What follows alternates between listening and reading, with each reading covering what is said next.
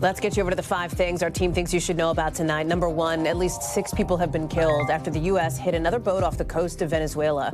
President Trump says that boat was trafficking drugs. This is now the 5th deadly strike in the Caribbean in just the last month.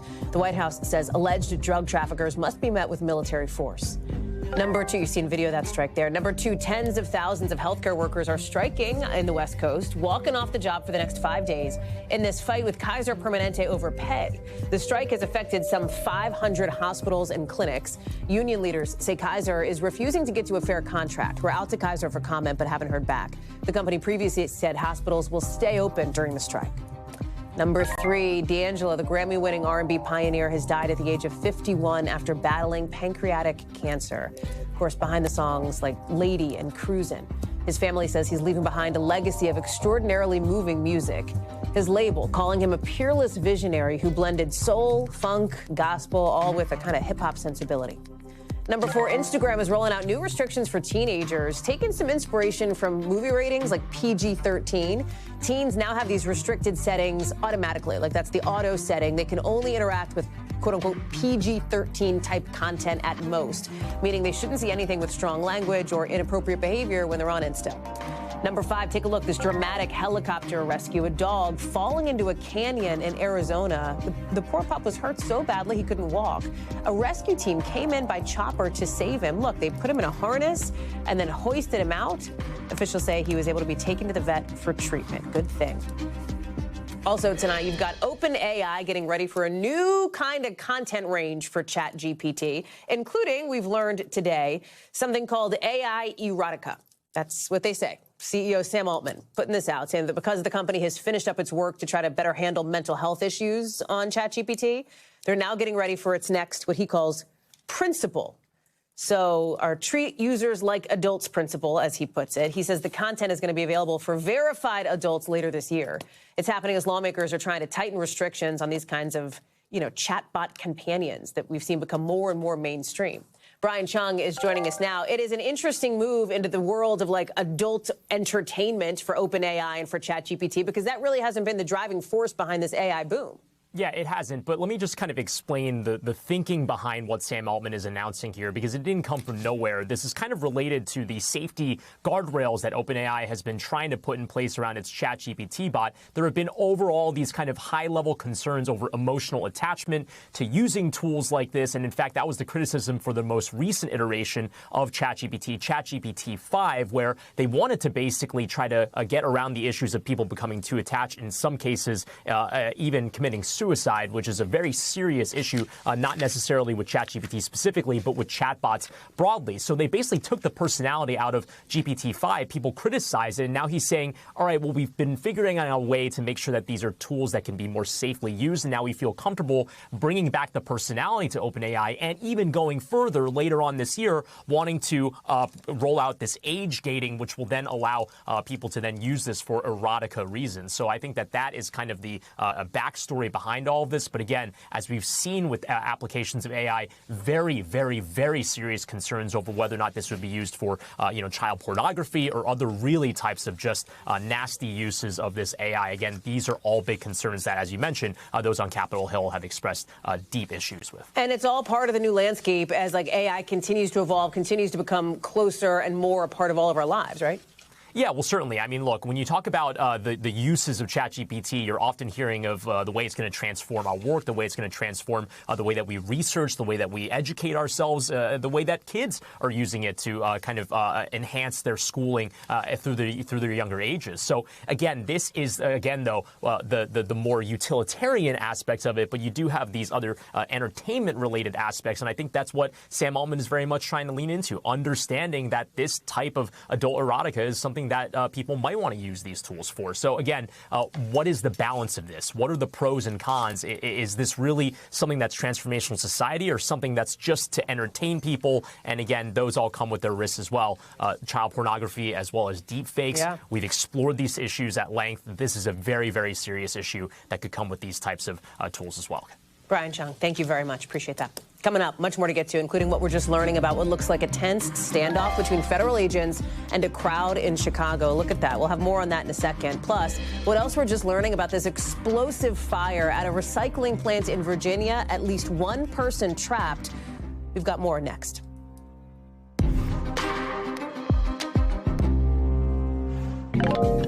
Well, we're learning about the strike that could soon shut down all of Broadway really soon. But first, in just the last few hours, we're learning more about federal agents being met by a crowd in Chicago, a neighborhood there. I want to show you the video coming into us from our NBC station in that city. So look at this.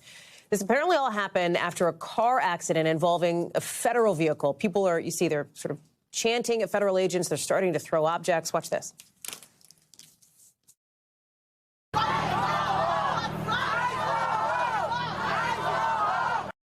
Sounds like they're saying ICE, go home. Chicago PD says agents used tear gas to try to get the crowd under control. Stephen Romo is joining us now. What happened here? What else do we know about what went down? Yeah, Hallie, this was volatile right from the start. You mentioned that car accident. Our NBC Chicago station obtained video showing a white SUV with front end damage. That station's chopper was actually up in the air not long after, reporting that they could see the smoke rising up and that crowd starting to form, along with a lot of people showing up as well. You see them crowded around there, watching what's going on and chanting. We actually got a response not from ICE, but from Customs and Border Patrol, saying it was them who were conducting an operation this morning. They said, this morning, while conducting an immigration enforcement operation in Chicago, a vehicle driven by an illegal alien rammed a Border Patrol vehicle and attempted to flee the scene. As Border Patrol arrested the subjects and attempted to secure the scene, a crowd began to form and eventually turned hostile, and eventually crowd control measures were used, appearing to talk about the smoke that they're used there, either those smoke canisters or tear gas. Not exactly clear which one they have used. No word on anyone else being taken into custody besides the original target of the raid. But Hallie, what's being really remarked upon is just the turnout of people protesting what was going on in their neighborhood. Sort of at a moment's notice, they appeared and started to, as Border Patrol said, escalate the situation. They were chanting for ICE to go home, clearly aware of what is going on in Chicago as far as the immigration enforcement operations. All right. Stephen Romo, staying on top of that one for us, watching Chicago. Stephen, thank you very much. NBC News covers hundreds of stories every day, and because it can be tough to read or watch or listen to them all, our bureau teams have done it for you. This is what they tell us is going down in their regions in a segment we call The Local. Out of our Washington bureau here, people within a mile of this Virginia factory, look at this recycling plant, they're being told to shelter in place. Look at that huge fire.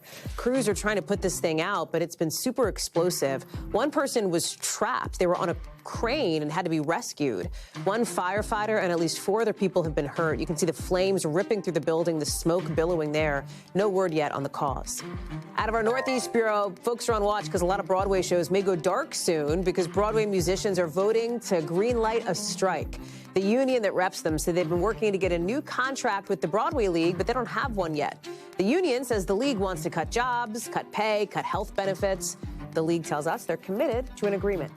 Out of our Western Bureau, a great pumpkin that would have made Linus and Charlie Brown proud. Look at this. The annual pumpkin way-off there out in California. This engineer taking home the top prize with this 2,300-pound pumpkin. It's a reason for celebration. No wonder he looks so happy. The grand prize, $20,000. That's not too bad for a big pumpkin. Also tonight, a new warning about protein supplements with a new report suggesting some of them may have a lot of lead in them. The new investigation from Consumer Reports looked at like 24 of these best-selling protein supplements with all kinds of different, like dairy-based, beef-based, plant-based, etc. Some of these ready-to-drink shakes, too. 2/3 of what Consumer Reports sampled, 2/3 of these shakes had like at least lead in one serving or more lead than experts say is safe to have in a day. They say you got to limit how much you take in.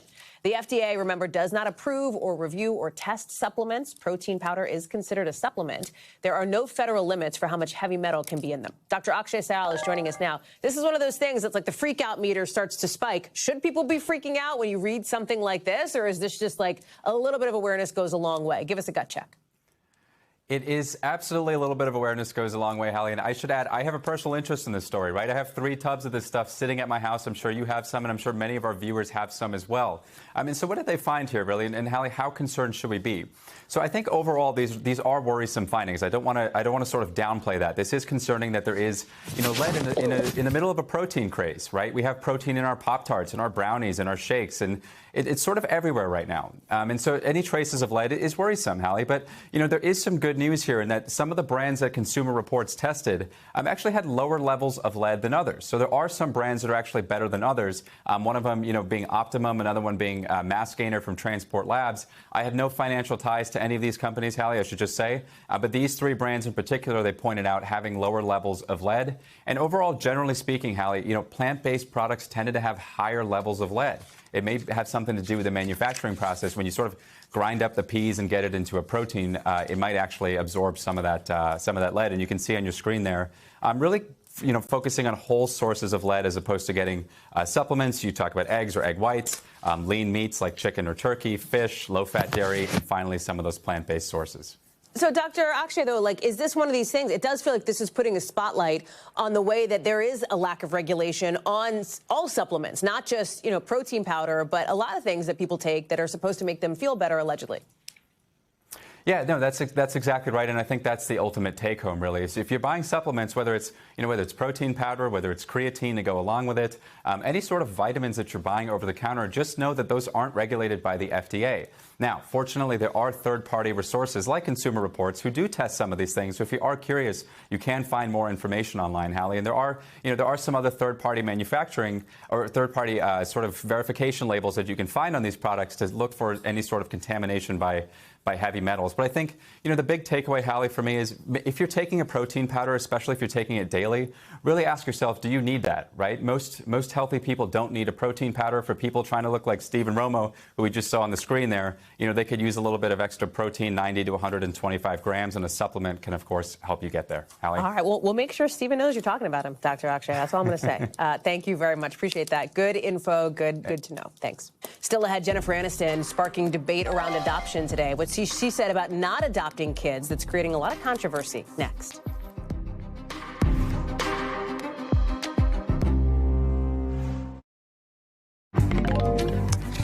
Jennifer Aniston tonight is speaking for the first time about her decision to not adopt children. And what she said has a lot of people talking. Watch. When people say, but you can adopt. I don't want to adopt. Yeah. I want my own DNA in a little person. Yes. That's the only one, selfish or not, whatever that is. Yeah. I wanted it. That's what she says, and that's what a lot of folks, you've probably seen it online, et cetera, are buzzing about here. Right now, there's more than 100,000 children up for adoption in the U.S., and there have been a number of women, celebrities, who have gone that route. Folks seem to be divided over what Aniston has said. She says some people might call her selfish, you heard her say that, but some fans online are giving her credit for even talking about this in the first place. Jennifer Aniston is reminding the world yet again the importance of staying out of women's uteruses. Massive respect to Jennifer for speaking out about this. Jennifer Aniston was just dropped from Hollywood because she doesn't want to adopt kids.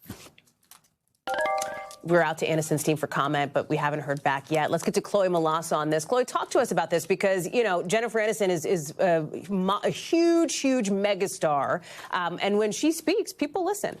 They absolutely do. And there's been such a fascination, Hallie, with Jennifer Aniston's life, because remember when Brangelina happened, right? There's always been, a lot of intrigue into how Jennifer Aniston has been doing in the wake of that split from Brad Pitt, which has been over a decade and a half by now, and always interest into who she's dating, whether or not she was ever going to have children. She went on to remarry, and she was with Justin Theroux. And now it appears she's in a relationship with somebody else. And so you're right. Everybody hangs on every word when she talks about what's going on in her life. And this is something, though, that a lot of people have always wondered. And she did open up in 2022 with an interview in Allure magazine saying that she actually had gone through IVF with Brad Pitt, that they actually had tried to start a family. And she's always said, look, it's nobody's business, but I did want to have children. And now with Dax Shepard on this popular podcast, the Armchair Expert podcast, she's really opening up. And, you know, yeah, she's in the middle of, it's the 4th season of the hit Apple TV show that she stars in called The Morning Show alongside Reese Witherspoon. But, you know, this is really, really in depth, unlike anything that we've ever heard from Jennifer Aniston before. And you have to wonder why at this point in her life does she want to share so much? But again, a lot of people are applauding her, Hallie. And that's not the only thing she's talking about now, right? It's not. I want you guys to take a listen to this.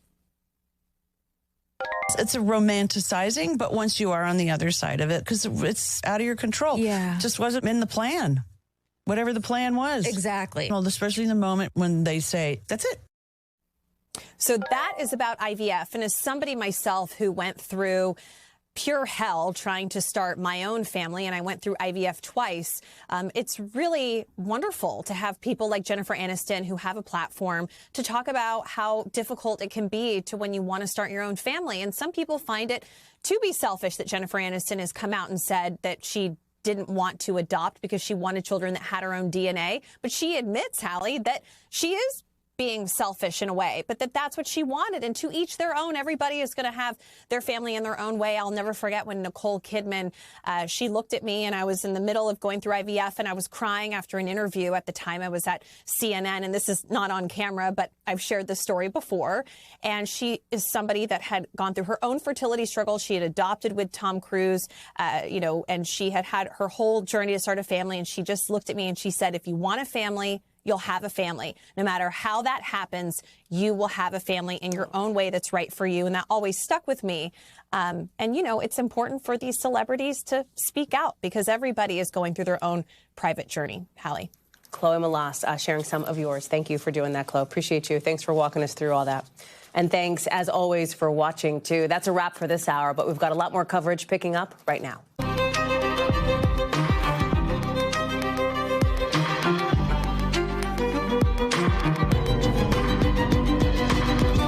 We are coming on the air as the Red Cross says it is on the way right now to receive the bodies of more dead Israeli hostages, with red flags now flying over that Israel-Hamas peace deal. Both sides accusing each other of things that could be violations of this fragile peace. The big sticking points that loom over the conflict when we take you live to the region. Plus, back here at home, Southern California is bracing for the worst with this rare October storm slamming the state, raising concerns about maybe dangerous mudslides. We're live there with the latest. Then news organizations around the country, including our own, telling the Pentagon they're not going to play by their new rules, what it means now that the outlets have refused to sign a pledge on what they will and will not report. Then OpenAI says some of the guardrails are coming off ChatGPT as they now plan to add erotica to its offerings. Some big questions around how it's going to be made, who's going to see it, and some concerns about mental health, too. And in Chicago, intense video just coming into us of federal agents firing tear gas at a crowd during a tense standoff after a car crash there. We've got the new images and the developments just coming into us coming up later in the show. Hey, I'm Hallie, and we are coming on the air with new red flags flying over that peace deal between Israel and Hamas. Because even though the Red Cross in just the last hour or so says it received the bodies of 4 more hostages, you're seeing video of that right here. There is still a lot of anger in Israel tonight over the fate of the remaining bodies Israelis want handed over by Hamas. And now an ultimatum from President Trump on a different part of this peace deal, another part of the deal that hasn't happened yet, which is Hamas putting down its weapons. They will disarm, and if they don't disarm, we will disarm them. And it'll happen quickly and perhaps violently. But they will disarm. Do you understand me? Yes. The president didn't clarify what quickly meant. He didn't put a firm deadline on that. On the Gaza side, signs that people there are not getting what was promised entirely in this deal. You can see here, that's video of an aid truck arriving in one Gazan city, but officials there say the help's being slow-walked. You've also got Israeli troops opening fire on people who IDF says crossed the so-called yellow line the troops have backed off to. Chalk it all up to the reality settling in now. After the hopeful moments yesterday, we showed you those in Israel, in Gaza, the West Bank, Hamas releasing the last 20 living hostages, Israel turning over more than 1,700 Palestinian prisoners. But now the major sticking points are coming into focus, not just the return of the bodies of those remaining dead hostages, not just whether Hamas will disarm, But when and whether Israel will totally withdraw its troops from Gaza, and who will end up governing and then rebuilding the destroyed Gaza Strip. Danielle Hamamjian is in Jerusalem to start us off tonight. And let's talk timeline here for a couple of things, starting with the Red Cross taking custody of the remains of these hostages that have been killed.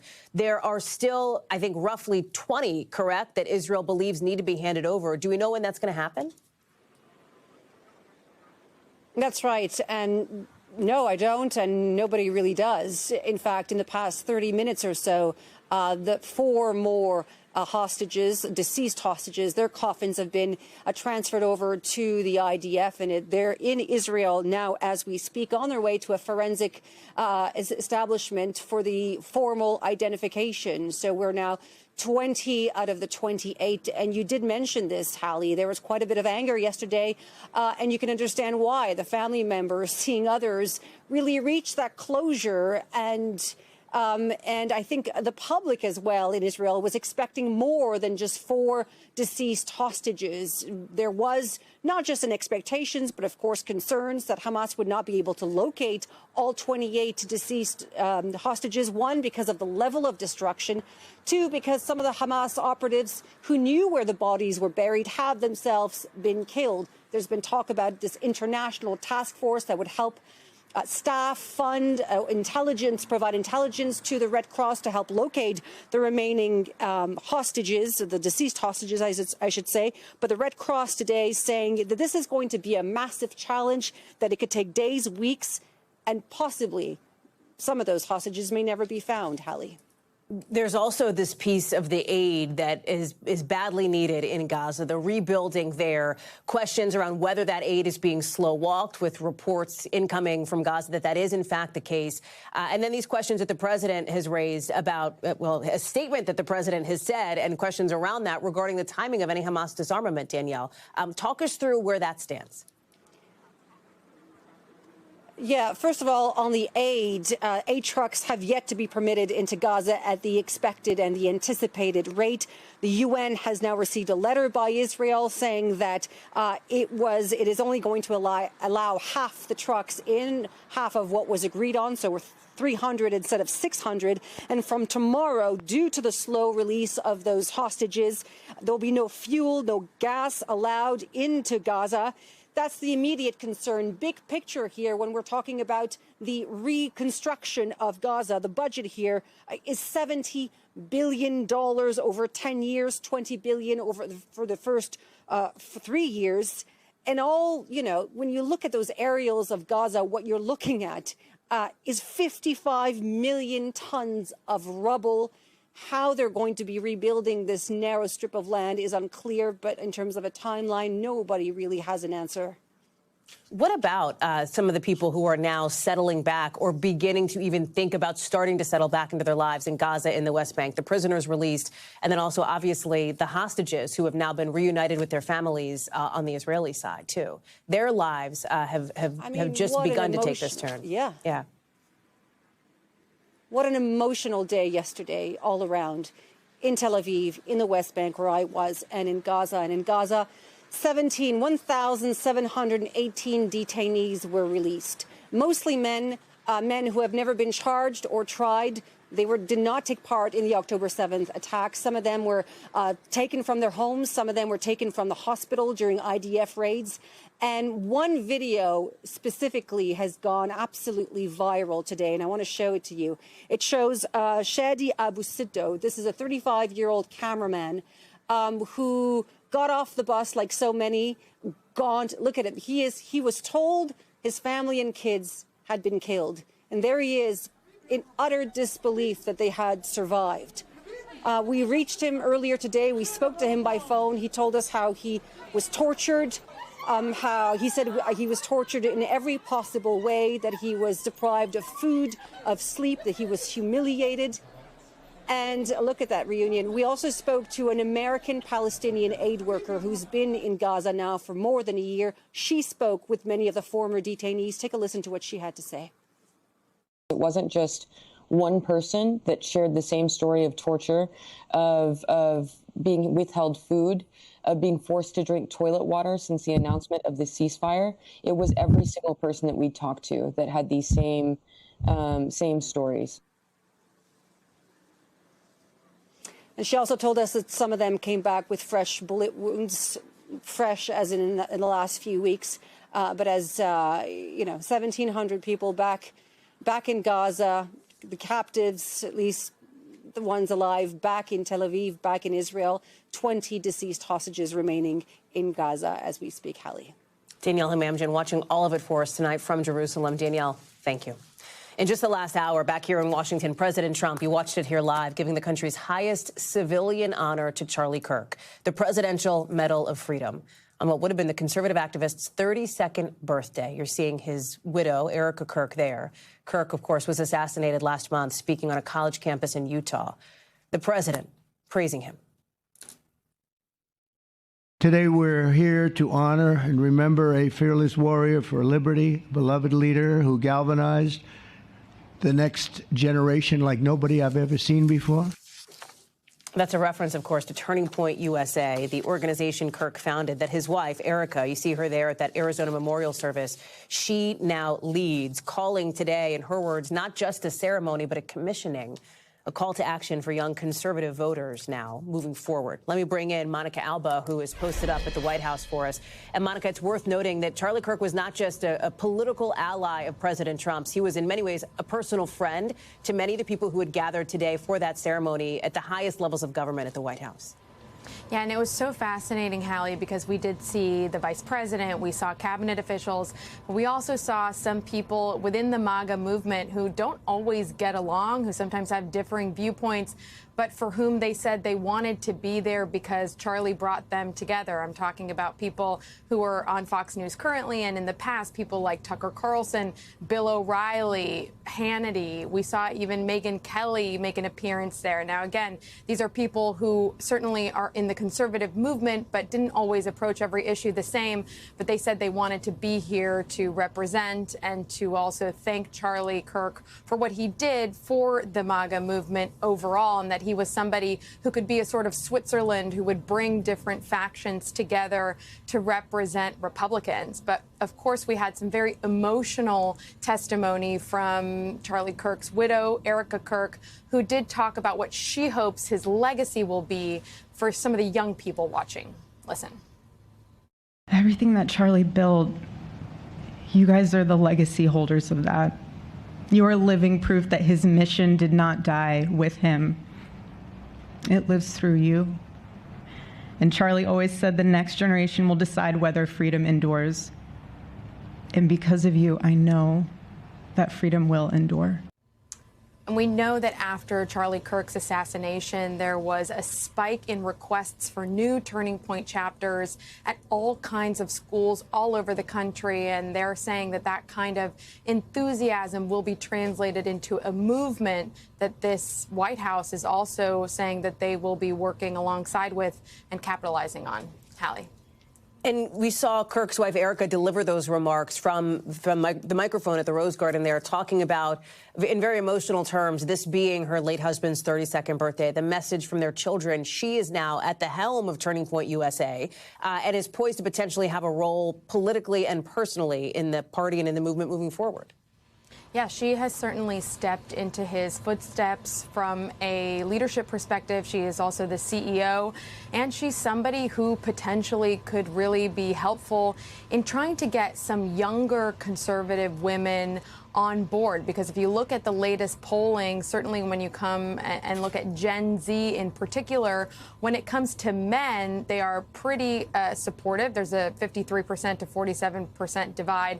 But when you look at women, specifically 18 to 29, 74% disapprove of President Trump. So if they want to move some of those numbers down and the approval numbers up, Erica Kirk is a figure and somebody who could be an inspiration to some of those potential women who could either get more involved or who certainly could potentially change their minds by listening to somebody like Erica Kirk. Potentially, that is what Republicans are hoping for and have talked about.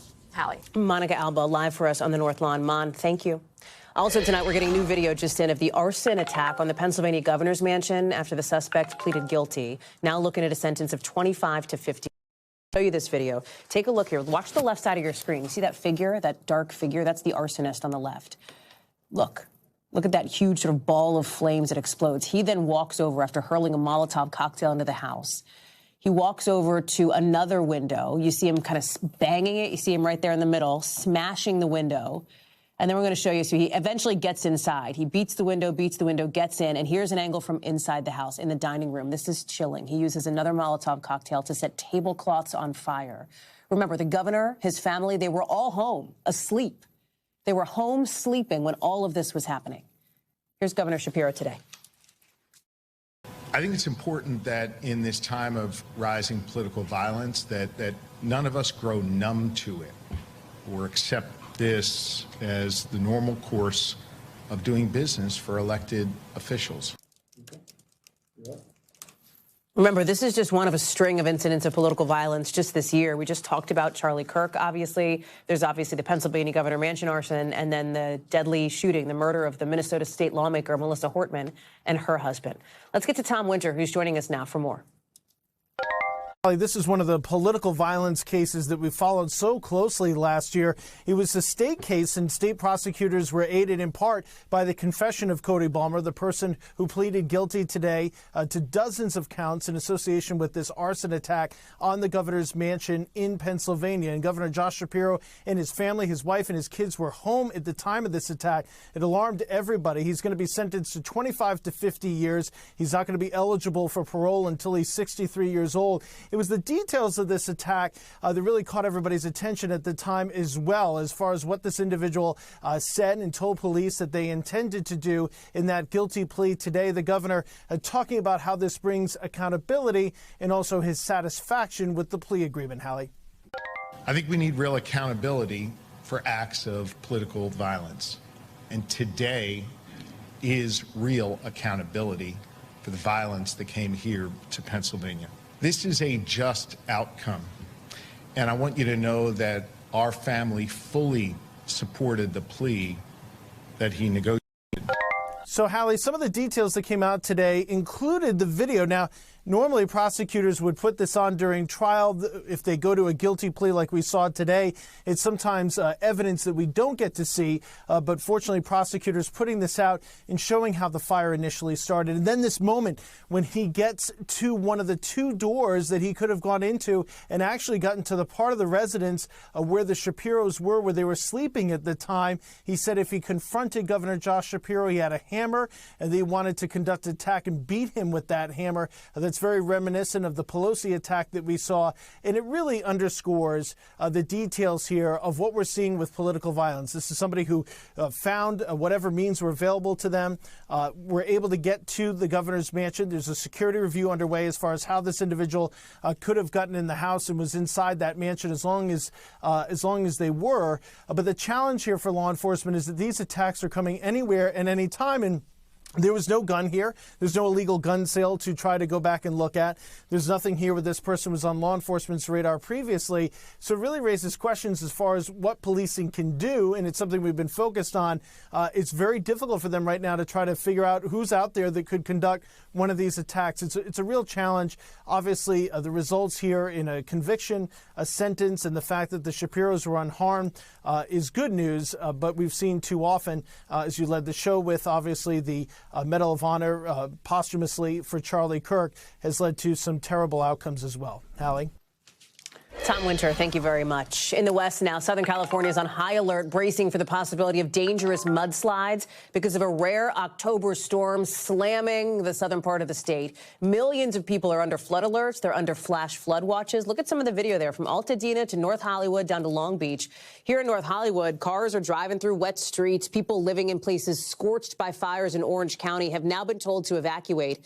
They may have to evacuate also in the Pacific Palisades. You see storm clouds over those houses there.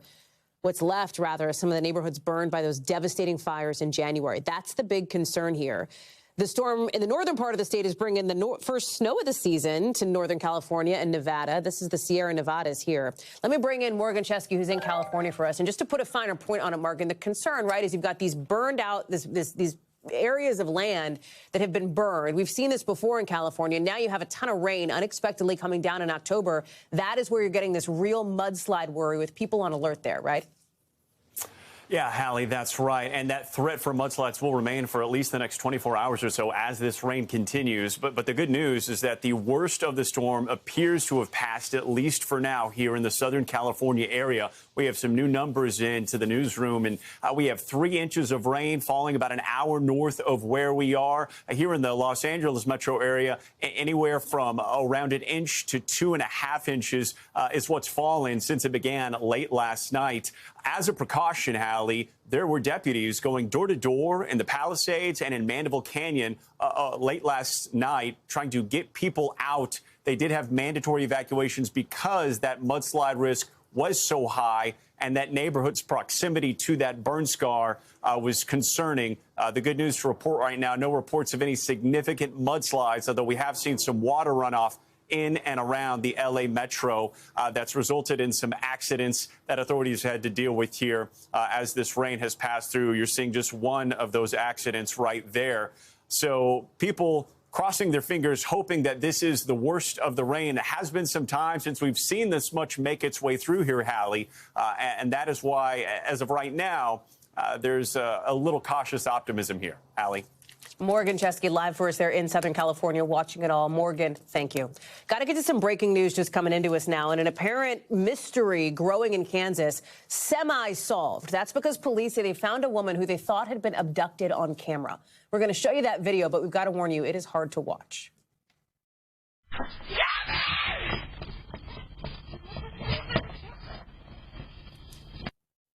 You hear her scream, you see her getting pulled away.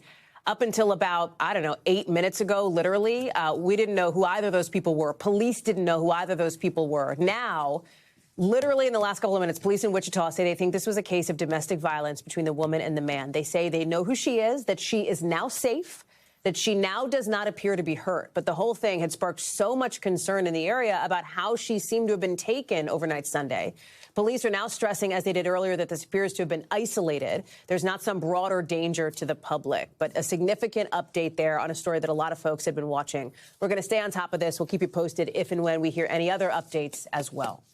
Also, in just the last hour or so, the official deadline passing for news organizations to sign on to the Pentagon's new rules for how it wants to be covered or else lose access. And pretty much all the news organizations are saying they're not going to do it, meaning we're on the precipice of a moment we haven't seen before.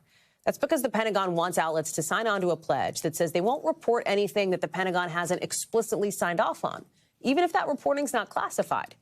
And that's just not how journalism works, to the point that even some conservative outlets like Newsmax won't sign this thing. Not even Fox News, the place the defense secretary worked at until last year, is signing on.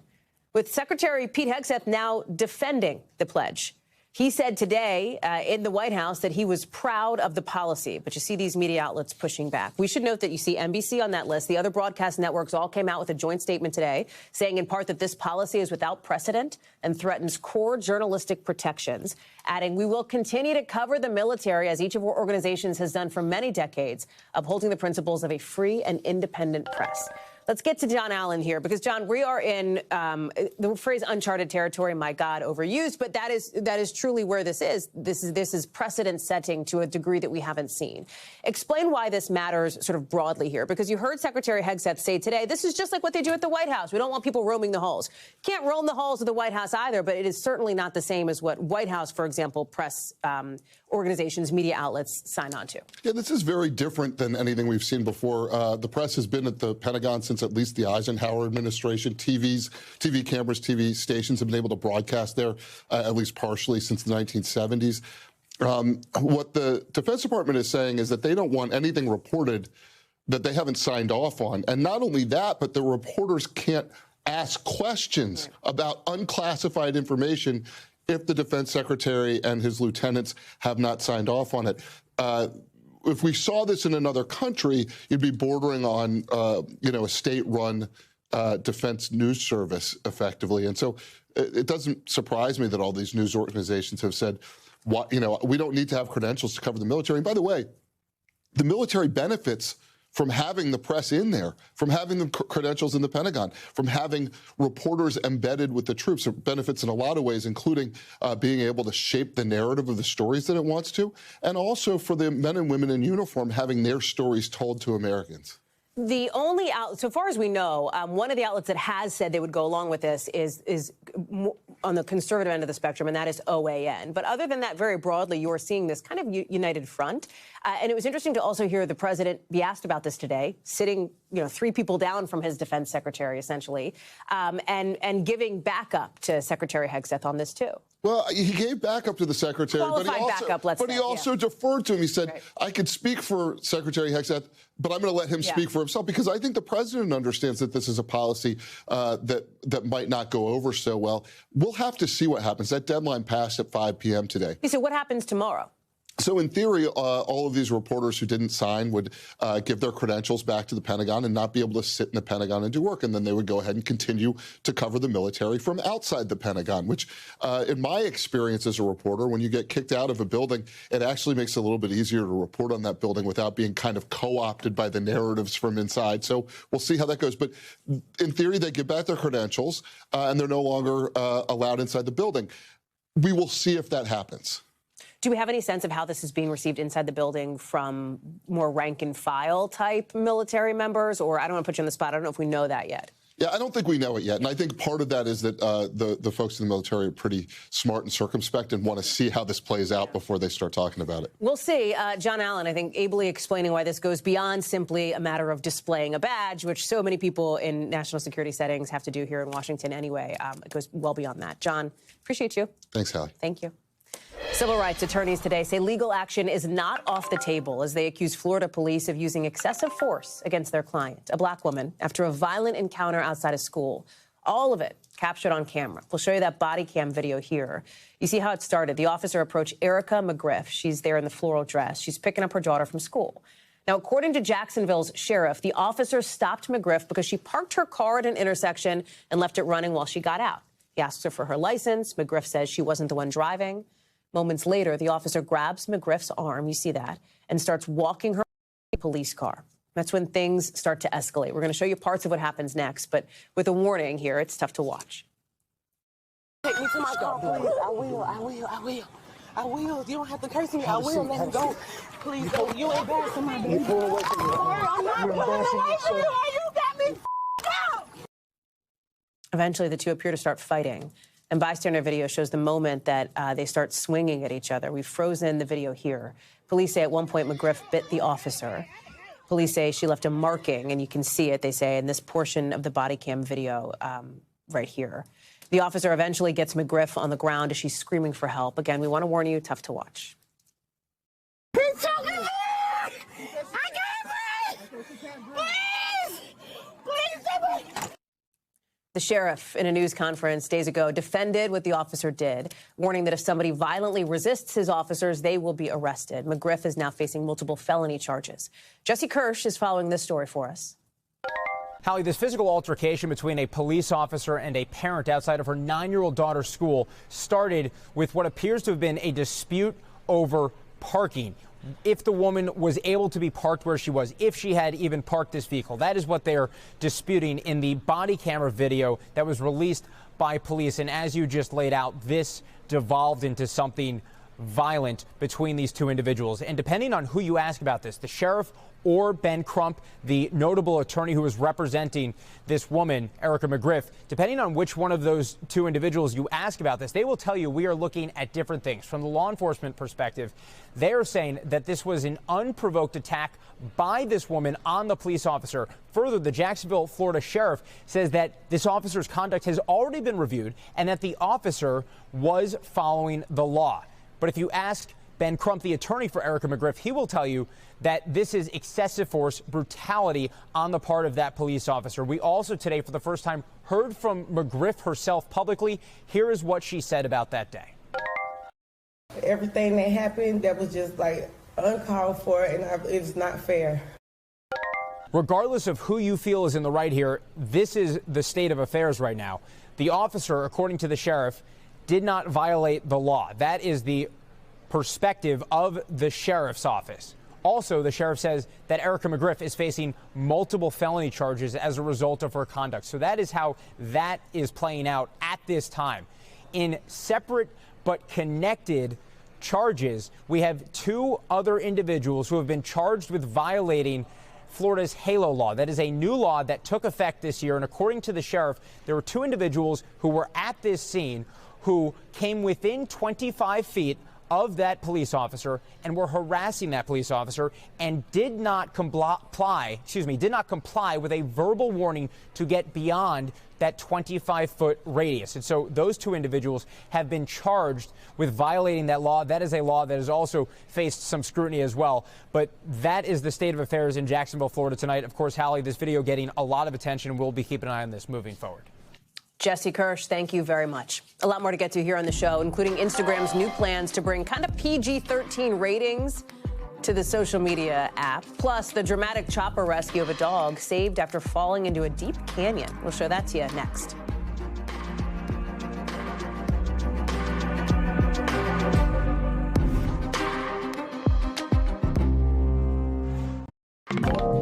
Let's get you over to the 5 things our team thinks you should know about tonight. Number 1, at least 6 people have been killed after the U.S. hit another boat off the coast of Venezuela. President Trump says that boat was trafficking drugs. This is now the 5th deadly strike in the Caribbean in just the last month. The White House says alleged drug traffickers must be met with military force. Number 2, you've seen video of that strike there. Number 2, tens of thousands of healthcare workers are striking in the West Coast, walking off the job for the next 5 days in this fight with Kaiser Permanente over pay. The strike has affected some 500 hospitals and clinics. Union leaders say Kaiser is refusing to get to a fair contract. We're out to Kaiser for comment, but haven't heard back. The company previously said hospitals will stay open during the strike. Number 3, D'Angelo, the Grammy-winning R&B pioneer, has died at the age of 51 after battling pancreatic cancer. Of course, behind the songs like Lady and Cruisin'.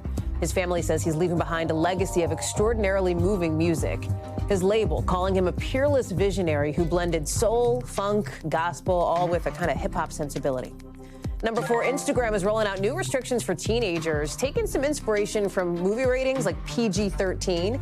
Teens now have these restricted settings automatically, like that's the auto setting. They can only interact with quote-unquote PG-13 type content at most, meaning they shouldn't see anything with strong language or inappropriate behavior when they're on Insta. Number 5, take a look. This dramatic helicopter rescue, a dog falling into a canyon in Arizona. The poor pup was hurt so badly he couldn't walk. A rescue team came in by chopper to save him. Look, they put him in a harness and then hoisted him out. Officials say he was able to be taken to the vet for treatment. Good thing.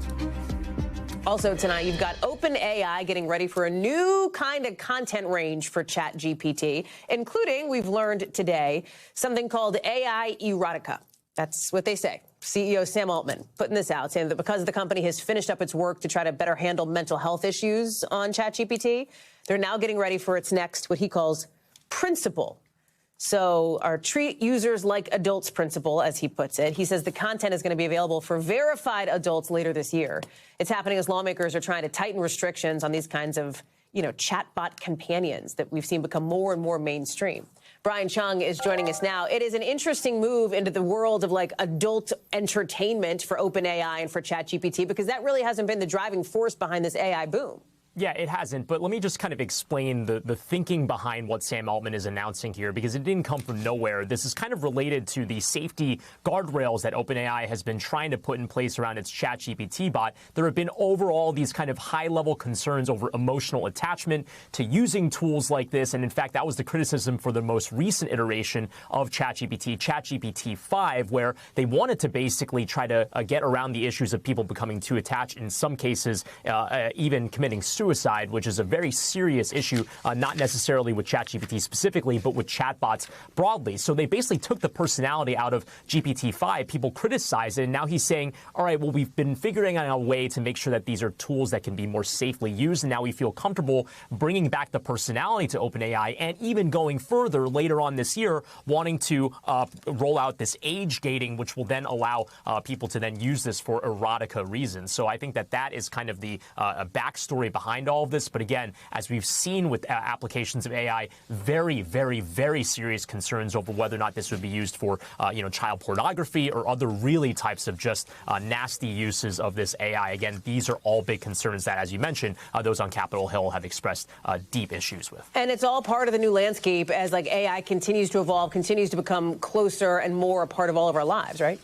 Yeah, well, certainly. I mean, look, when you talk about the uses of ChatGPT, you're often hearing of the way it's going to transform our work, the way it's going to transform the way that we research, the way that we educate ourselves, the way that kids are using it to kind of enhance their schooling through their younger ages. So again, this is though the more utilitarian aspects of it, but you do have these other entertainment-related aspects, and I think that's what Sam Altman is very much trying to lean into, understanding that this type of adult erotica is something that people might want to use these tools for. So again, what is the balance of this? What are the pros and cons? Is this really something that's transformational in society, or something that's just to entertain people? And again, those all come with their risks as well.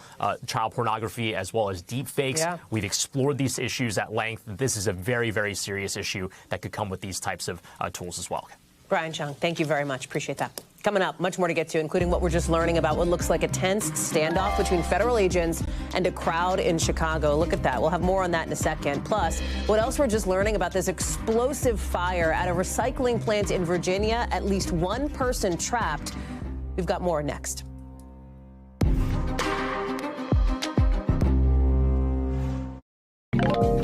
Well, we're learning about the strike that could soon shut down all of Broadway really soon. But first, in just the last few hours, we're learning more about federal agents being met by a crowd in Chicago, a neighborhood there. I want to show you the video coming into us from our NBC station in that city. So look at this.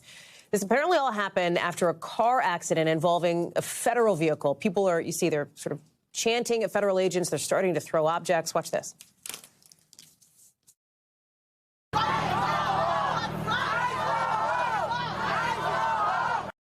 Sounds like they're saying, ICE, go home. Chicago PD says agents used tear gas to try to get the crowd under control. Stephen Romo is joining us now. What happened here? What else do we know about what went down? Yeah, Hallie, this was volatile right from the start. You mentioned that car accident. Our NBC Chicago station obtained video showing a white SUV with front end damage. That station's chopper was actually up in the air not long after, reporting that they could see the smoke rising up and that crowd starting to form, along with a lot of people showing up as well. You see them crowded around there, watching what's going on and chanting. We actually got a response not from ICE, but from Customs and Border Patrol, saying it was them who were conducting an operation this morning. They said, this morning, while conducting an immigration enforcement operation in Chicago, a vehicle driven by an illegal alien rammed a Border Patrol vehicle and attempted to flee the scene. As Border Patrol arrested the subjects and attempted to secure the scene, a crowd began to form and eventually turned hostile, and eventually crowd control measures were used, appearing to talk about the smoke that they're used there, either those smoke canisters or tear gas. Not exactly clear which one they have used. No word on anyone else being taken into custody besides the original target of the raid. But Hallie, what's being really remarked upon is just the turnout of people protesting what was going on in their neighborhood. Sort of at a moment's notice, they appeared and started to, as the Border Patrol said, escalate the situation. They were chanting for ICE to go home, clearly aware of what is going on in Chicago as far as the immigration enforcement operations. All right. Stephen Romo, staying on top of that one for us, watching Chicago. Stephen, thank you very much. Also tonight, NBC News covers hundreds of stories every day, and because it can be tough to read or watch or listen to them all, our bureau teams have done it for you. This is what they tell us is going down in their regions in a segment we call The Local. Out of our Washington bureau here, people within a mile of this Virginia factory, look at this recycling plant, they're being told to shelter in place. Look at that huge fire. Crews are trying to put this thing out, but it's been super explosive. One person was trapped. They were on a crane and had to be rescued. One firefighter and at least 4 other people have been hurt. You can see the flames ripping through the building, the smoke billowing there. No word yet on this. Out of our Northeast Bureau, folks are on watch because a lot of Broadway shows may go dark soon because Broadway musicians are voting to greenlight a strike. The union that reps them said they've been working to get a new contract with the Broadway League, but they don't have one yet. The union says the league wants to cut jobs, cut pay, cut health benefits. The league tells us they're committed to an agreement. Out of our Western Bureau, a great pumpkin that would have made Linus and Charlie Brown proud. Look at this. The annual pumpkin way off there out in California. This engineer taking home the top prize with this 2,300-pound pumpkin. It's a reason for celebration. No wonder he looks so happy. The grand prize, $20,000. That's not too bad for a big pumpkin. Also tonight, a new warning about protein supplements with a new report suggesting some of them may have a lot of lead in them. The new investigation from Consumer Reports looked at like 24 of these best-selling protein supplements with all kinds of different, like dairy-based, beef-based, plant-based, etc. Some of these ready-to-drink shakes, too. 2/3 of what Consumer Reports sampled, 2/3 of these shakes had like at least lead in one serving or more lead than experts say is safe to have in a day. They say you got to limit how much you take in.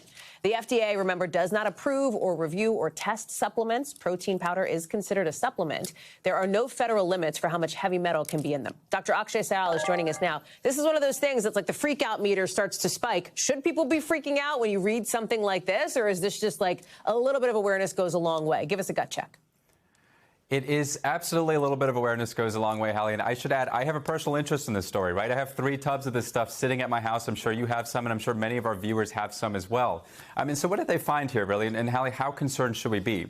So I think overall, these are worrisome findings. I don't want to sort of downplay that. This is concerning that there is, lead in the middle of a protein craze, right? We have protein in our Pop-Tarts, in our brownies, in our shakes, and it's sort of everywhere right now. And so any traces of lead is worrisome, Hallie. But, there is some good news here in that some of the brands that Consumer Reports tested actually had lower levels of lead than others. So there are some brands that are actually better than others. One of them, being Optimum, another one being Mass Gainer from Transport Labs. I have no financial ties to any of these companies, Hallie, I should just say. But these 3 brands in particular, they pointed out having lower levels of lead. And overall, generally speaking, Hallie, plant-based products tended to have higher levels of lead. It may have something to do with the manufacturing process. When you sort of grind up the peas and get it into a protein, it might actually absorb some of that lead. And you can see on your screen there, really, focusing on whole sources of lead as opposed to getting supplements. You talk about eggs or egg whites, lean meats like chicken or turkey, fish, low-fat dairy, and finally some of those plant-based sources. So, Dr. Akshay, though, is this one of these things? It does feel like this is putting a spotlight on the way that there is a lack of regulation on all supplements, not just, protein powder, but a lot of things that people take that are supposed to make them feel better, allegedly. Yeah, no, that's exactly right, and I think that's the ultimate take-home, really. Is if you're buying supplements, whether it's protein powder, whether it's creatine to go along with it, any sort of vitamins that you're buying over the counter, just know that those aren't regulated by the FDA. Now, fortunately, there are third-party resources like Consumer Reports who do test some of these things. So if you are curious, you can find more information online, Hallie. And there are some other third-party manufacturing or third-party sort of verification labels that you can find on these products to look for any sort of contamination by heavy metals. But I think, the big takeaway, Hallie, for me is if you're taking a protein powder, especially if you're taking it daily, really ask yourself, do you need that, right? Most healthy people don't need a protein powder. For people trying to look like Stephen Romo, who we just saw on the screen there, they could use a little bit of extra protein, 90 to 125 grams, and a supplement can, of course, help you get there. Hallie? All right. Well, we'll make sure Stephen knows you're talking about him, Dr. Akshay. That's all I'm going to say. Thank you very much. Appreciate that. Good info. Good to know. Thanks. Still ahead, Jennifer Aniston sparking debate around adoption today. What she said about not adopting kids that's creating a lot of controversy. Next.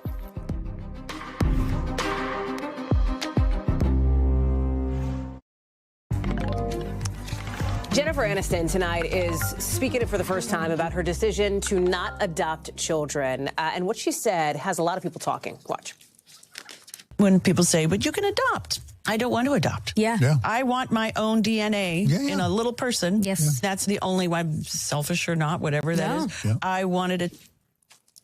That's what she says, and that's what a lot of folks, you've probably seen it online, et cetera, are buzzing about here. Right now, there's more than 100,000 children up for adoption in the U.S., and there have been a number of women, celebrities, who have gone that route. Folks seem to be divided over what Aniston has said. She says some people might call her selfish. You heard her say that. But some fans online are giving her credit for even talking about this in the first place. Jennifer Aniston is reminding the world yet again the importance of staying out of women's uteruses. Massive respect to Jennifer for speaking out about this. Jennifer Aniston was just dropped from Hollywood because she doesn't want to adopt kids. We're out to Aniston's team for comment, but we haven't heard back yet. Let's get to Chloe Malassa on this. Chloe, talk to us about this because, Jennifer Aniston is a huge, huge megastar. And when she speaks, people listen. They absolutely do, and there's been such a fascination, Hallie, with Jennifer Aniston's life because, remember, when Brangelina happened, right? There's always been, a lot of intrigue into how Jennifer Aniston has been doing in the wake of that split from Brad Pitt, which has been over a decade and a half by now, and always interest into who she's dating, whether or not she was ever going to have children. She went on to remarry, and she was with Justin Theroux, and now it appears she's in a relationship with somebody else. And so you're right. Everybody hangs on every word when she talks about what's going on in her life. And this is something, though, that a lot of people have always wondered. And she did open up in 2022 with an interview in Allure magazine saying that she actually had gone through IVF with Brad Pitt, that they actually had tried to start a family. And she's always said, look, it's nobody's business, but I did want to have children. And now with Dax Shepard on this popular podcast, the Armchair Expert podcast, she's really opening up. And, she's in the middle of, it's the 4th season of the hit Apple TV show that she stars in called The Morning Show alongside Reese Witherspoon. But, this is really, really in depth, unlike anything that we've ever heard from Jennifer Aniston before. And you have to wonder why at this point in her life does she want to share so much? But again, a lot of people are applauding her, Hallie. And that's not the only thing she's talking about now, right? It's not. I want you guys to take a listen to this. It's a romanticizing, but once you are on the other side of it, because it's out of your control. Yeah. It just wasn't in the plan. Whatever the plan was. Exactly. Well, especially in the moment when they say, that's it. So that is about IVF. And as somebody myself who went through pure hell trying to start my own family, and I went through IVF twice, it's really wonderful to have people like Jennifer Aniston who have a platform to talk about how difficult it can be to when you want to start your own family. And some people find it to be selfish that Jennifer Aniston has come out and said that she didn't want to adopt because she wanted children that had her own DNA. But she admits, Hallie, that she is being selfish in a way, but that's what she wanted. And to each their own. Everybody is going to have their family in their own way. I'll never forget when Nicole Kidman, she looked at me, and I was in the middle of going through IVF, and I was crying after an interview. At the time, I was at CNN, and this is not on camera, but I've shared this story before. And she is somebody that had gone through her own fertility struggle. She had adopted with Tom Cruise, and she had had her whole journey to start a family. And she just looked at me and she said, if you want a family, you'll have a family. No matter how that happens, you will have a family in your own way that's right for you. And that always stuck with me. And, it's important for these celebrities to speak out because everybody is going through their own private journey. Hallie. Chloe Malas, sharing some of yours. Thank you for doing that, Chloe. Appreciate you. Thanks for walking us through all that. And thanks, as always, for watching, too. That's a wrap for this hour, but we've got a lot more coverage picking up right now. We thank you for watching, and remember, stay updated on breaking news and top stories on the NBC News app or watch live on our YouTube channel.